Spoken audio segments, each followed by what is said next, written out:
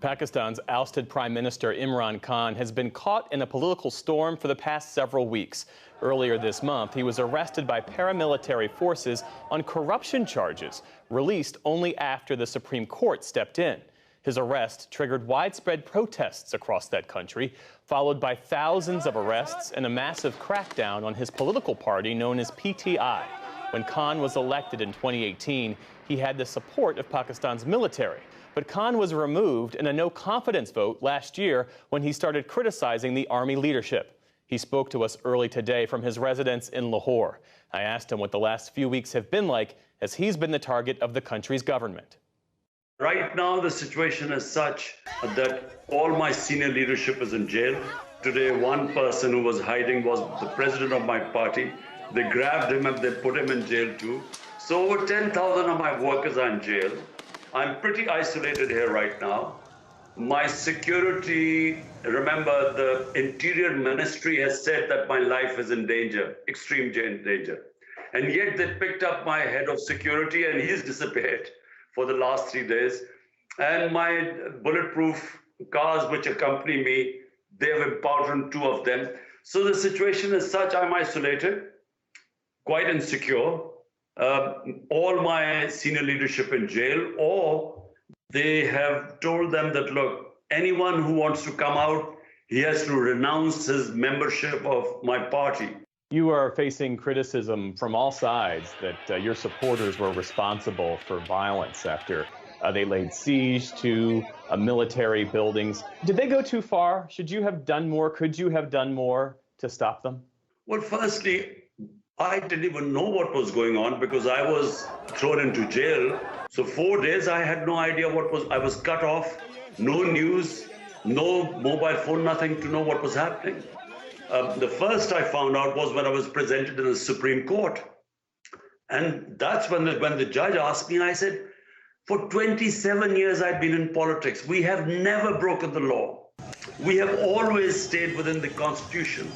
All our protests have been peaceful, which a political party is right. It's our right to protest peacefully. So what happened on this day? I have asked for an independent inquiry. The Supreme Court must hold an independent inquiry. We feel the arson was deliberately done. We feel that it was like Hitler in 1933 used the arson on the German parliament as a means to crack down on the communists, and he eliminated them. You're saying it wasn't your supporters who were responsible for the arson? Well, there are CCTV cameras. There should have been a proper investigation. How can you be judge, jury, and executioner and then go after the whole party? So 10,000 of your workers who had nothing to do with arson. There were only a few hundred people who possibly were involved. So this is an excuse really to go after the party. The army has said that those responsible for the violence will be tried under military law. The proceedings are held in military courts on military installations. The courts are run by military officers.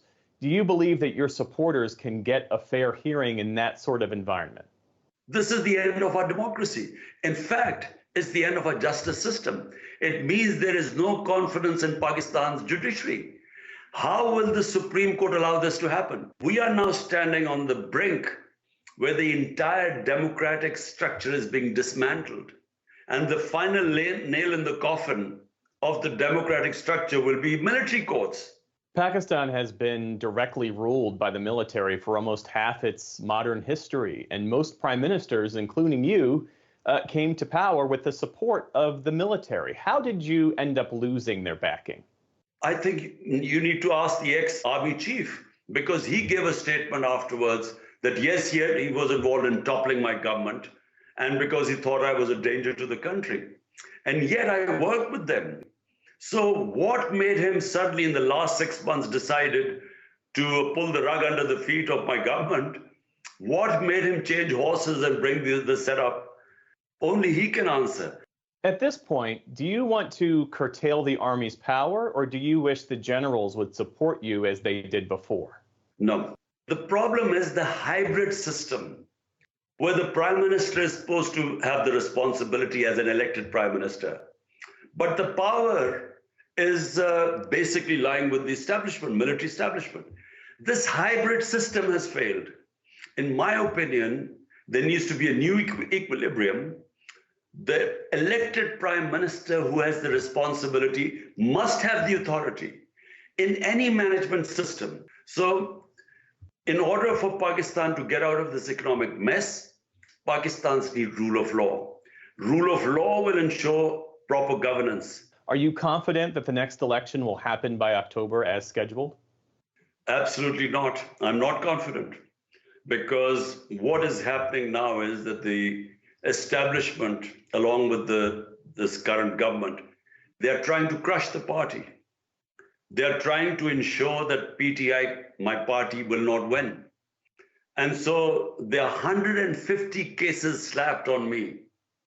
And what they are hoping is that either I'll be in jail by then, and most of my leadership, they will try and turn, like they're saying, like some of our senior leaders who were in jail came out and said that, look, we are no longer part of the party, because that was the condition they could come out of jail and all charges be dropped.